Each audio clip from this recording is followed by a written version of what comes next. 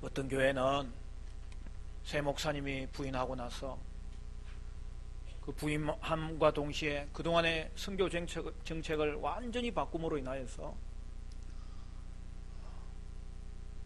특별히 선교사에 대한 지원이 대폭 삭감되는 그런 일들이 비일비재합니다. 결국 그 일로 말미암아 선교사와의 오해가 생기고 갈등이 생기고 결국 갈라서는 일들을 보게 됩니다. 교회가 재정이 어려우면 선교비부터 줄인다는 말들이 공공연하게 들려요. 여러분, 선교사에게 재정은 선교의 핏줄과 같은 거예요. 선교는 지속적으로 해야 되고, 그리고 그 선교가 그 지역에 교회가 뿌리내리는 그 생명력이 있어야 되는데, 여러분, 재정이 흔들리면 그 모든 것들이 흔들리게 되어 있는 거예요.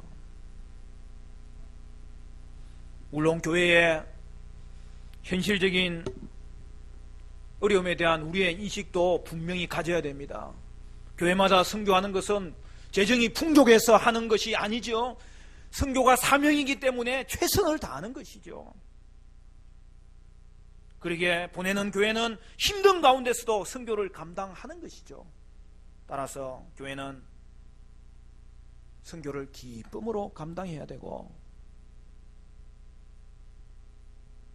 나가는 선교사는 그것을 귀하게 감사함으로 하나님께서 물론 챙겨주시는 것이지만 교회와의 관계를 돈독하게 하면서 선교를 해야 되는 것이죠. 실제로 교회가 선교의 본질에 충실할 때에 하나님께서는 보내는 교회와 나가는 선교사에게 큰 감동을 주시고 영감을 불어넣어 주시는 것입니다. 그것은 우리가 하나님의 거룩한 사명에 동참하고 있다는 확신 때문에 생기는 것이죠. 해마다 1월이 되면 12월까지의 선교 통계를 내는 그런 협의회, 선교단체 협의회가 있습니다. 우리나라도 세계 선교 협의회라는 단체가 통계를 내는데요. 12월까지 작년에 한국교회는 170개국에 27,436명의 선교사를 파송한 걸로 집계되었습니다. 또 그 연구하는 단체가 하나 더 있어요. 한국선교연구원은 지난해 한국 선교사 파송수를 21,220명으로 발표했습니다. 중요한 것은 전년보다 늘어났지만 증가 폭이 역대에서 가장 줄어든 수치였던 것이죠.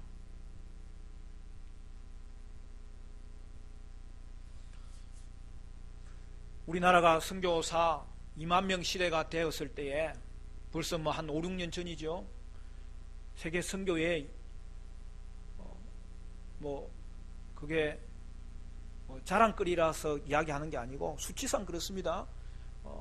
미국 다음으로 선교사를 많이 배출하는 그런 2위국이 되었던 것이죠. 그런데 선교사 증가 폭이 줄어드니까 지금은 또 6위로 비슷해요. 몇 명 차이 안 나지만 그렇게 됐어요. 그렇기 때문에 이것이 우리에게 어떤 면에서는 심각성을 주는 거죠. 이것은 결국 한국 교회가 장기 침체되어 있기 때문에 영향을 받은 것이죠. 여러분, 잘 사는 것이 교회에 도움이 될까요? 못 사는 것이 도움이 될까요?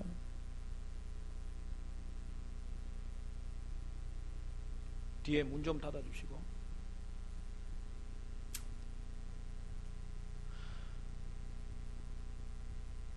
여러분, 교회는 국가의 경제를 위해서도 기도하는 그런 곳이에요.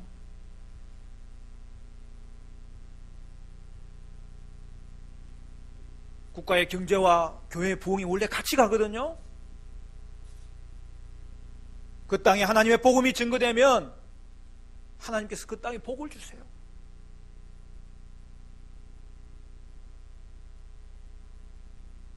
우리나라가 역사 이래로 이만큼 열방 가운데, 세계 가운데서 귀중한 역할을 감당하고 있는 것은 사실은 없어요. 하나님의 복음이 이 땅에 증거됨으로 말미암아 그 복음으로 인하여 이 나라의 경제조차도 발전을 하게 된 것이죠. 두 개 같이 가는 거예요. 경제가 발전하면서 또 교회도 더 활성화되는 거예요. 그런데 어느 단계에 가면 이게 다른 현상이 일어납니다. 소위 말해서 2만 불 시대가 지나가면요, 뭐 다음에는 또 통계가 달라지겠죠. 지금까지는 대충 보면 그래요. 제가 이 부분에 대해서 전공한 일부 영역이 있기 때문에 제가 여러분한테 말할 수 있는 것이,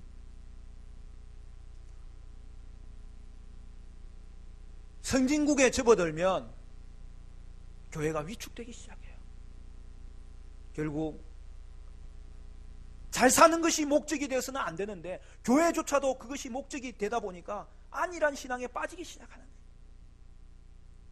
그리고 또 중요한 것 하나는 뭐냐면, 하나님이 교회를 잘되게 하시는 이유는 그 잘된 교회를 통하여서 선교하라고 하시는 거예요. 한국 교회가 선교할 때에 하나님이 이 땅에 복을 주시는 거예요. 근데 지금은 그런 시기가 아니게 되었다는 말이에요. 그러면 지금 어떻게 해야 되느냐? 지금도 선교하는 교회를 통해서 하나님은 이 땅에 복을 주실 의미를 가지고 이 땅을 바라보고 계시는 것인데, 여러분, 그래서 선교하는 것이 이전에도 애국이고 여기까지도 애국이었고 지금도 선교하는 교회가 어떠한 상황 가운데서라도 그 본질을 추구하는 교회가 가장 중요한 애국하는 교회예요. 지금은 교회 개척이 굉장히 어려운 시대가 왔습니다. 거기다가 교회가 자립하는 것도 굉장히 어려운 시대가 왔어요. 더 나아가서 선교하는 것이 어려운 시대가 왔습니다. 그러면 이러한 시기에 교회는 선교에 대해서 어떤 자세를 가져야 할까요? 중요한 것은 선교에서는 언제든지 선교의 본질을 붙잡아야 된다는 것이죠. 도리어 이러한 시기에 우리가 성경적으로 선교하고 있는지 살펴볼 수 있고, 교회는 선교적 교회가 되고 있는지 점검할 수 있는 기회인 거예요.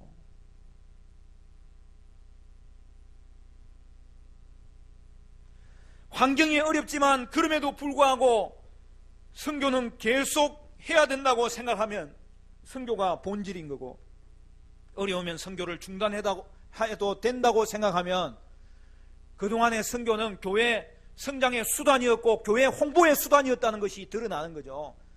그러니까 지금 시대는 사실은 진정으로 선교하는 교회가 누구인지 다 발각되고 있는 그럴 도리어 기회입니다. 우리 화정초인교회는 그동안 선교하는 일에 힘써왔어요. 그리고 지금도 선교하는 교회예요. 우리 예배식이 아니지만 오늘 한번 인사합시다. 저 사람한테. 우리 교회는 선교하는 교회입니다. 할렐루야. 나는 선교하는 사람입니다.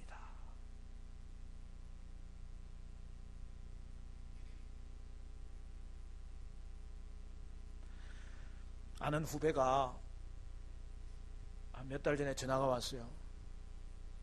거기는 한국에서 신학교도 제 후배고 또 미국의 신학교도 제 후배. 전화가 와가지고 그 친구는 꼭 형님 목사님 그래요. 저보고. 그래, 하나만 불러라. 제가 이 나이에 캄보디아에 선교를 나가게 되었습니다. 제가 깜짝 놀랐어요.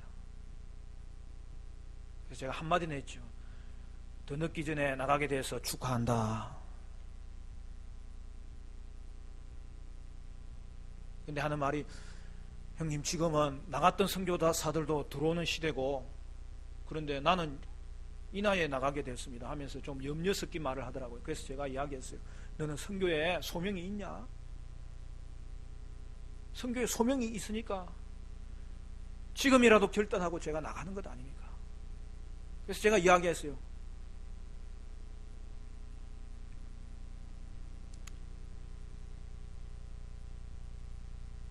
지금 나가는 선교사가 진짜 선교사야. 그랬더니 이 친구가 큰 마음의 위로를 받더라.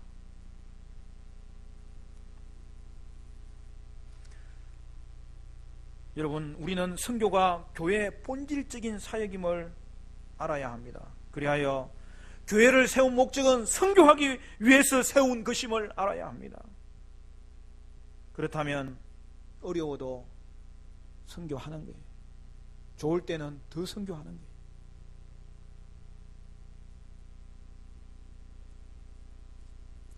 선교가 한때 교회의 유행이 된 시절이 있었어요. 저는 그럴 때 감사해요. 그럴 때는 그냥 또 유행 따라 하는 거예요. 선교는 무조건 하는 거예요. 그러나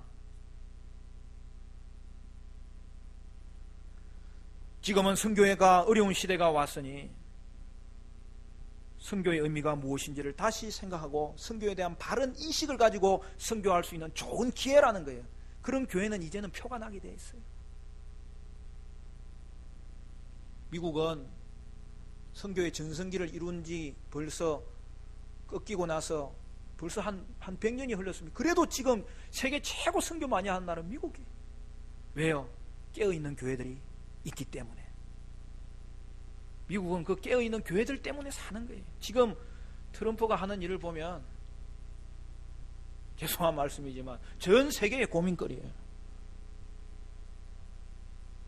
더 이상 미국은 전 세계의 존경거리, 전 세계를 고상한 그들의 정신을 가지고 이끌어가는 그런 나라가 더 이상 아니에요. 왜요? 세속화되어 있기 때문에. 교회가 하나님 앞에서 하나님 말씀을 저버리기 시작했기 때문에. 세상 풍속을 쫓아서 교회가 흔들려 있었기 때문에. 더 이상 미국 교회는 희망이 보이지 않아요. 그래도 하나님이 그 민족을 쓰시는 것은 그 중에서도 선교하는 교회, 깨어있는 교회, 말씀 붙잡고 순종하는 교회, 그게 아직도 눈에 보이거든요.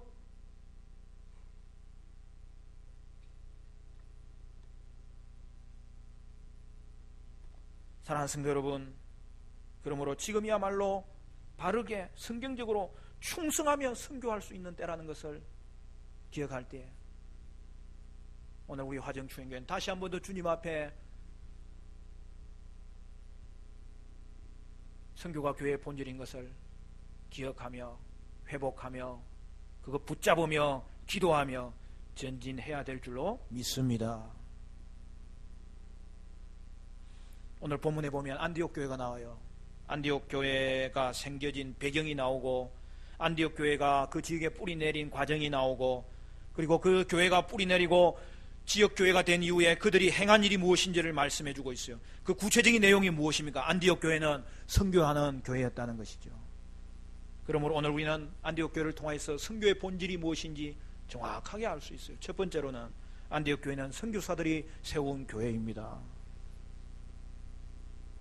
오늘 본문 19절부터 21절까지 보면 그렇게 되어 있죠. 우리 다 같이 한번 읽어볼까요? 19절부터 시작. 그때에 스데반의 일로 일어난 환란으로 말미암아 흩어진 자들이 베니게와 구브로와 안디옥까지 이르러 유대인에게만 말씀을 전하는데, 그 중에 구브로와 구레네 몇 사람이 안디옥에 이르러 헬라인에게도 말하여 주 예수를 전파하니 주의 손이 그들과 함께 하심에 수많은 사람들이 믿고 주께 돌아오더라. 오순절날 성령이 강림하심으로 말미암아 이 땅에 교회가 생겼어요. 예수님은 사도들에게 성령께서 임하시리라고 이미 약속해 주셨어요. 우리가 잘 아는 사도행전 1장 8절에 보면 오직 성령이 너희에게 임하시면 너희가 권능을 받고 예루살렘과 온 유대와 사마리아와 땅끝까지 이르러 내 증인이 되리라 하시니라. 성령이 임하여 초대교회가 탄생한 거예요. 그리고 이제 초대교회를 통하여 온 땅에 복음이 확장되어야 되는데 그것이 바로 이루어지지 않았어요. 먼저 사도들은 하나님의 말씀에 복음에 불이 타서 그들은 핍박 가운데서도 성전에 나가서 성전에 토론하기 좋도록 만들어 놓은 솔로몬 행각에서 예수가 그리스도요, 십자가에 너희가 죽인 그 예수가 지금 하늘 보좌 우편에 앉으셔서 하늘의 왕이 되심으로 오늘 우리에게 성령을 보내시고 그가 우리를 통치하시느니라, 그에게 돌아올 때에 구원의 능력을 받느니라 그가 선포했을 때에 3,000명이 회개하는 역사가 일어나고 5,000명이 회개하는 역사가 일어나고, 그는 남자 장년을 이야기하는 거예요. 그래서 초대교회는, 예루살렘 교회는 작지 않은 교회, 큰 무리들과 모인 교회예요. 그러나 복음 전파는 평온한 과정 가운데 이루어진 과정이 아니었죠. 산헤드린 공회와 성전 당국자들은 예수 이름으로 전하는 것을 사사건건 그리고 철저하게 대적하면서 사력을 다해서 막기 위해서 사도들을 감옥에 가두고 매질하고 협박하고 급기야는 어떤 일이 벌어집니까? 7 집사 중에 한 사람인 스데반이 순교하는 일이 벌어집니다. 그런데 하나님의 섭리가 놀랍습니다. 이 일로 예루살렘 교회의 성도들은 흩어지게 되었습니다. 그 말은 주거지를 옮기며 다른 지역으로 가서 살 수밖에 없었다는 사실이죠. 그런데 거기서 그들이 한 일이 무엇입니까? 오늘 본문에서 보듯이 그들이 안디옥에 거주하면서 처음에는 유대인에게만 복음을 전하였다가 그들이 성령의 감동을 받고 하나님께서 말씀하신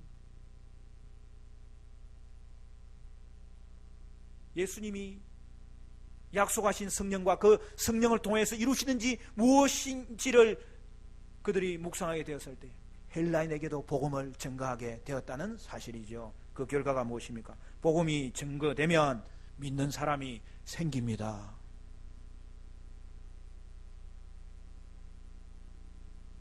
안디옥의 헬라인들이 예수를 믿게 된 거예요. 그 말은 안디옥 교회가 생겼다는 말입니다.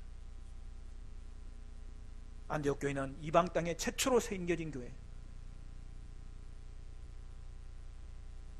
그러면 여러분, 안디옥에 복음을 전하고 교회를 세운 자가 누구죠?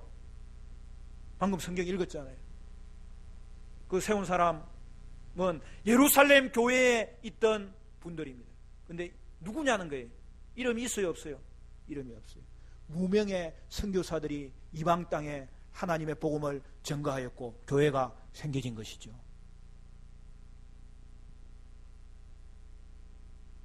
결국 사도행전 1장 8절의 말씀이 그대로 이루어진 것입니다. 이처럼 초대교회 성도는 무명의 성도들까지 선교하는 성도들이었어요. 결국 예루살렘 교회를 통하여 이제 안디옥 교회가 생긴 겁니다.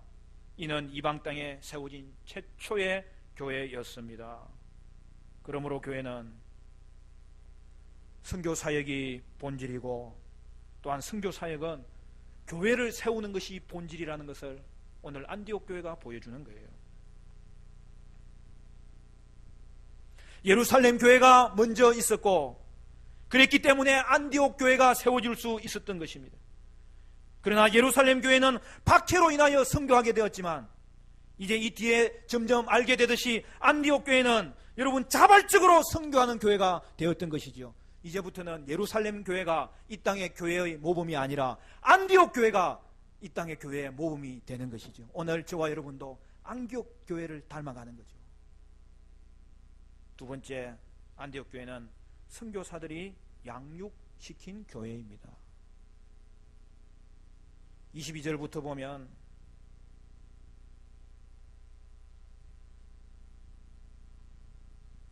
이렇게 되어 있습니다. 예루살렘 교회가 이 사람들의 소문을 듣고 바나바를 안디옥까지 보내니 그가 이르러 하나님의 은혜를 보고 기뻐하여 모든 사람에게 굳건한 마음으로 주와 함께 머물러 있으라 그나니 바나바는 착한 사람이요 성령과 믿음이 충만한 사람이라. 이에 큰 무리가 죽게 더하여 지더라. 안디옥에 교회가 생겼다는 말을 전해 듣고 예루살렘 교회가 어떻게 합니까? 정식으로 선교사를 이제 파송하는 거예요. 그 사람은 바나바입니다. 바나바는 지금 선교사로 안디옥 교회에 온 거예요. 헬라인을 주께서 구원하심으로 그 헬라인들이 교회가 된 그 안디옥 교회에 이제 바나바가 정식 선교사로 파송된 거죠. 그런데 그 바나바는 준비된 선교사였어요. 얼마나 귀한 선교사인지 몰라요. 오늘 본문에 보니까 그는 착한 사람이고 성령과 믿음이 충만하였다고 이야기했습니다. 그는 무명의 선교사들을 이끌고 헬라인 성도들을 이끌기에 충분한 자질과 인격과 실력과 말씀의 지식을 갖춘 사람이었다는 것을 보여주는 것이죠. 바나바는 안디옥에서 일어난 일을 보고 너무나 기뻤고 그리고 그가 한 일이 뭡니까? 굳게 머물러 있으라고 안디옥 교회를 양육하기 시작하였을 때 그 교회가 더 놀랍게 성장하는 것을 볼 수가 있습니다. 그래서 안디옥 교회는 이제는 자립된 교회가 된 거예요. 그런데 그 이후에 한 사람의 이름이 더 등장합니다. 누구죠? 나중에 바울이 되는 사울의 이름이 등장합니다. 바나바는 안디옥에서 멀지 않은 곳에 있었던 다소 사람 사울을 불러 안디옥에서 같이 사역을 하게 됩니다. 바나바가 바울에게 뭐라고 했을까요? 나와 함께 선교사로 갑시다 그랬던 거죠. 바울은 누구입니까? 그가 예수를 박해하는 자였는데 그가 다메섹으로 가는 도상에서 하늘에서 큰 빛이 임하였을 때에 그는 그 영광의 빛이 그 심령에 비추는 구원의 빛이 되어서 그가 예수를 만나고 과거에 유대교 신학에 쩔어있던 그가 저주만 알았던 그 십자가에 달리신 나사렛 예수가 메시아이며 우리를 구원하실 수 있는 유일한 길임을 깨달아서 예수 십자가 복음의 믿음의 증거자로 그가 변하게 되었는데 그가 아나니아를 통하여서 눈이 고침을 받게 되고 그를 통하여 하나님께서 너는 이방인을 위한 사도로 세움받았다고 말씀을 전해 받은 이후에 그는 조용히 묵상하며 말씀을 연구하며 준비하던 가운데 이제 바나바가 그를 부르게 되었을 때 바나바와 바울이 함께 안디옥 교회를 돌보았던 것입니다. 그리고 안디옥 교회는 그로 인하여 그 지역에 정착하는 교회가 아니라 그 지역의 교회로 건실한 교회가 되었던 것이죠. 그것을 어떻게 알 수 있죠? 26절 말씀입니다. 우리 같이 읽어볼까요? 26절 시작. 만남에 안디옥에 데리고 와서 둘이 교회에 1년간 모여 있어 큰 무리를 가르쳤고 제자들이 안디옥에서 비로소 그리스도인이라 일컬음을 받게 되었더라.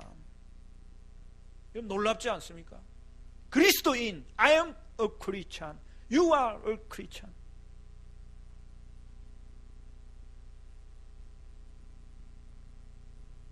안디옥 교회의 성도들은 안디옥에서 그리스도인이라는 이름을 얻게 된 것입니다. 일컬음을 받게 된 것입니다. 이것은 안디옥 교회 성도들이 얼마나 그의 말로나 행실로나 그 사회에 모범이 되고 영향력을 끼치는지를 보여주는 거예요. 그리고 이것은 안디옥 교회가 그 지역에 정착되었을 뿐만 아니라 그 지역에 다시 복음을 전하고 그 지역을 섬기는 교회가 되었다는 것이죠.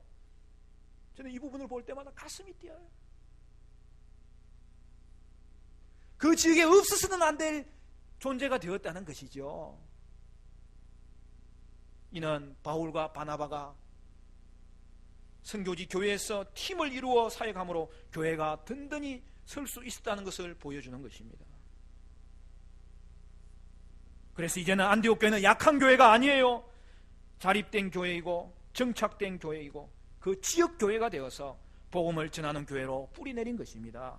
그런데 안디옥 교회의 모범은 여기서 멈추지 않더라는 것입니다. 안디옥 교회는 어떤 교회였습니까? 세 번째로 안디옥 교회는 선교사를 보내는 교회입니다. 선교하는 교회가 되었다는 것이죠. 여러분 이것은 시간이 좀 흘러가지고 성경에 드러납니다. 13장에 가야 이제 나오는데요. 여러분 한 장만 넘기면 되니까 한번 넘겨보실래요? 13장 1절에 뭐라고 되어 있죠? 안디옥 교회에 선지자들과 교사들이 있으니 곧 바나바와 니게르라 하는 시므온과 구레네 사람 루기오와 분봉왕 헤롯의 젖동생 마나엔과 및 사울이라 주를 섬겨 금식할 때에 성령이 이르시되 내가 불러 시키는 일을 위하여 바나바와 사울을 따로 세우라 하시니 이에 금식하며 기도하고 두 사람에게 안수하여 보내니라. 뭐라고 이야기합니까? 이미 안디옥 교회는 그 지역을 섬기는 교회로 영향력을 끼치고 있었습니다. 그리고 거기에는 바울과 바나바 외에도 이제 많은 현지 지도자들이 세워진 거예요. 그리고 안디교회의 특징은 뭡니까? 선교하는 교회였다는 거예요. 그것도 자신들의 교회를 세웠던 가장 중추적인 인물 바나바와 바울을 선교사로 보내는 것이에요. 이것은 그들이 마음 먹고 보내는 것이 아니라 성령께서 그렇게 정해 주셨고 성령께서 인도해 주셨다는 것이죠. 안디옥 교회는 예루살렘 교회에 의해서 세워진 선교지 교회였습니다. 그런데 거기서 더 나아가 안디옥 교회가 선교하는 교회가 된 것입니다. 바울이 이제는 나가는 선교사로 파송받아 예루살렘과 사마리아와 이제 그 밖에 있던 안디옥에 머무는 것이 아니라, 여러분, 이제는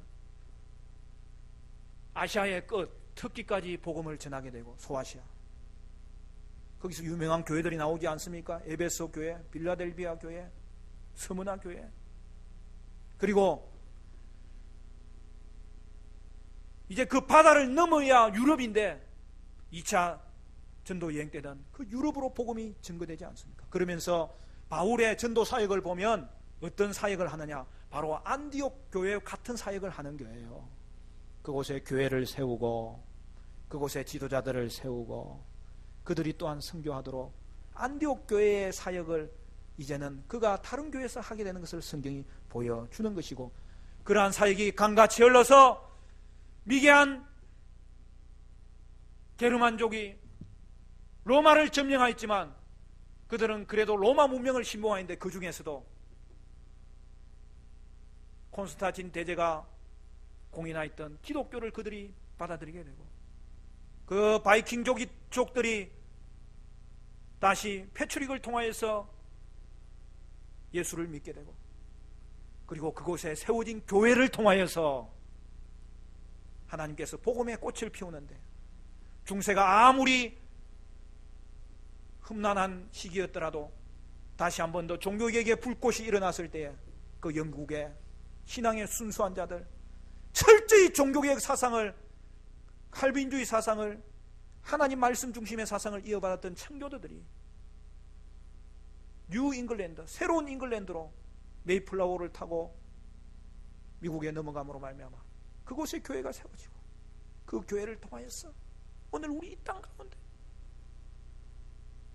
선교사님들이 복음의 씨앗을 뿌렸을 때 이곳에 주님의 교회가 건실하게 세워졌을 뿐만 아니라 제2의 안디옥 교회로서 우리 화정충현교회가 쓰임받게 된 것은 은혜 위에 은혜가 아닐 수 없습니다. 어떤 선교학자가, 제가 그분하고 교류하는 분인데요, 왜냐하면 저는 오늘날 한국교회에서 일어나고 있는 선교의 잘못된 병폐로 인하여서 선교사들이 얼마나 힘들어하고 그로 인하여 또 교회가 힘들어하는 것을 보면서 성경적인 선교의 본질이 무엇인지 이렇게 서로 저희가 모이는 모임이 있어요.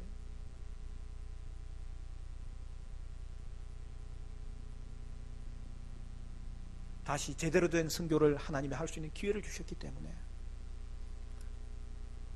그분이 파송교회라는 말과 파송선교사라는 말보다 보내는 교회, 나가는 선교사라는 말을 쓰자 했는데 제가 100% 공감했어요. 왜 그렇습니까? 이 말은 참 의미 있는 말이기 때문입니다. 여러분, 교회가 파송할 때에 교회는 여러분 축제의 은혜가 있는 거 아닙니까? 선교사를 파송하는 것이 얼마나 큰 은혜입니까? 우리가 하나님의 구속 계획에 참여하는 은혜가 이제는 우리 교회에 있구나. 선교사들이 준 그 빛을 지금 갚는 순간을 맞이하게 되는구나. 하나님께서는 교회에 큰 은혜를 주시는 것이죠. 그런데 파송 때의 은혜는, 여러분 우리도 그렇잖아요. 보이지 않으면 소홀해진다고. 점점 보이지 않는 시기가 되면 기도도 소홀하게 되고 후원도 소홀하게 되고 관심도 소홀하게 되는 거예요.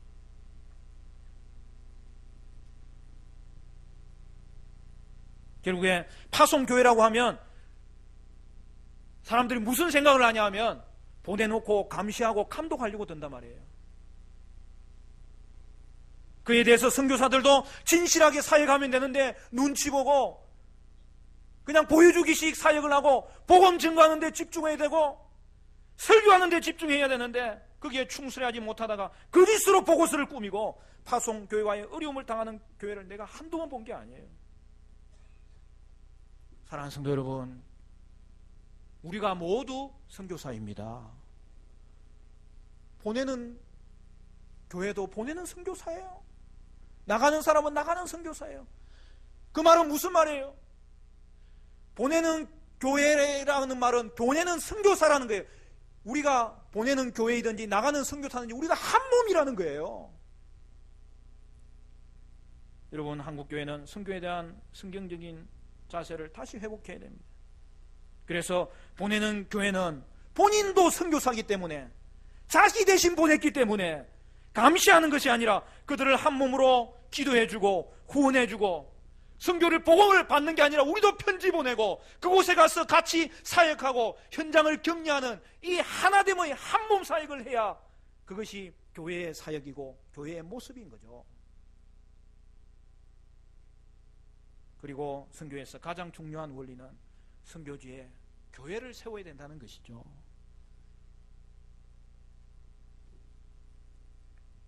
여러분, 그러니 선교는 교회를 세우고 그 교회가 자립되도록 후원하고 힘쓰고 결국 그곳에 지도자들이 세워지도록 애를 써야 되는 거예요. 그리고 그 지역의 교회로서 복음을 전하는 교회, 그 지역을 살리는 교회, 그 지역을 회복시키는 교회, 우리가 하나님 앞에서 파송한 선교사를 통하여 교회가 세워지고 그 교회가 든든히 세워지기를 위해서 우리가 후원하고 기도하고 그 교회를 도왔을 때 그 교회가 든든히 서면 그 지역을 섬기고 그 지역을 복음 전하고 뿐만 아니라 그 나라를 살리게 되는 그 놀라운 일이 그 지역의 교회를 통해서 이루어지도록 우리는 기도해야 되는 것이죠. 사랑하는 성도 여러분, 그러므로 선교는 긴 기간이 필요합니다. 서둘면은 안 돼요. 그래서 선교는 지속적인 후원과 기도와 기다림 가운데 이루어져야 돼요. 처음에 선교사를 보내면 맨 먼저 언어부터 배워야 돼요. 언어 배우는데 시간을 충분히 줄 수 있도록 다른 것 보고하지 말고 언어 점수가 얼마 나오는지 차라리 그것만 보고 받으면 돼요. 그래서 시간을 주고 언어부터 배워서 그 나라의 언어로 복음을 증거할 때 그 땅에 하나님의 나라가 이루어지고 믿는 자들이 세워지고 그곳에 교회가 세워지고, 여러분, 선교사는 목사가 가는 거예요.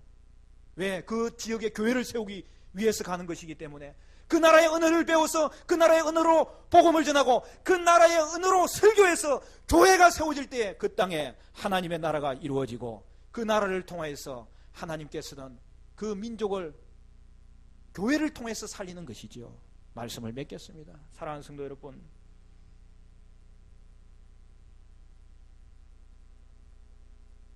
오늘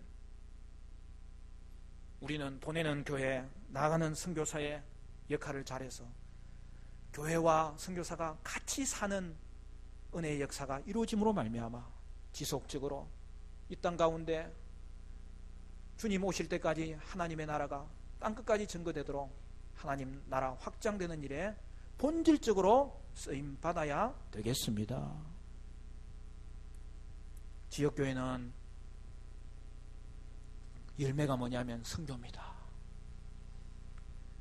그리고 교회가 세워지는 것은 선교하기 위함입니다. 우리 교회는 이제까지 열심히 선교해 왔지만, 사랑하는 성도 여러분, 이 안에도 물질로, 기도로, 단기 사역으로, 격려하심으로, 후원하심으로 여러분 선교에 헌신하시기를 바라고, 그리하여 선교지에 근실한 교회가 세워지는 우리 교회를 통하여 선교의 놀라운 은혜가 나타나는 그런 교회로 저와 여러분을 하나님이 쓰임받게 해주시기를 주님의 이름으로 축원합니다.